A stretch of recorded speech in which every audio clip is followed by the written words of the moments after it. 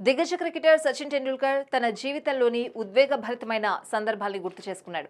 తొలిసారి పాకిస్తాన్ టూర్కు వెళ్లినప్పుడు ఏం జరిగింది, తాను ఎదుర్కొన్న ఇబ్బందికర సంఘటనలు ఏంటి, ఇలా చాలా విషయాలను గుర్తు చేసుకున్నాడు.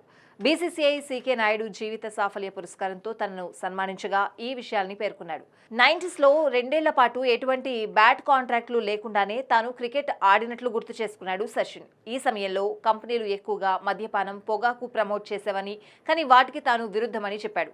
1999లో ఆరోగ్యపరంగా ఎన్నో సవాళ్లు ఎదుర్కొన్నట్లు గుర్తు చేసుకున్నాడు. ఆస్ట్రేలియా పర్యటనలో తన వెన్నుముకకు తీవ్ర గాయమైందని, అది చాలా ఇబ్బంది పెట్టిందని అన్నాడు. తొలిసారి పాకిస్తాన్ పర్యటనకు వెళ్లినప్పుడు ఆ టూర్ తనకు ఎన్నో విషయాలను నేర్పిందని అన్నాడు సచిన్. 1989లో నా 16 ఏళ్ల వయసులో మొదటిసారి పాకిస్తాన్ పర్యటనకు వెళ్లినప్పుడు అక్కడ ప్రాక్టీస్ కోసం మా బస్సు ఉదయం 9 గంటలకు బయలుదేరేది.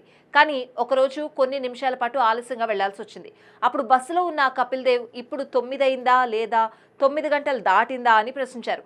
దీంతో అప్పటి నుంచి నా వాచ్లో టైంను 7-8 నిమిషాలు ముందు పెట్టుకున్నాను. ఆ పాకిస్తాన్ పర్యటన నాకెంతో నేర్పింది అని చెప్పుకొచ్చాడు.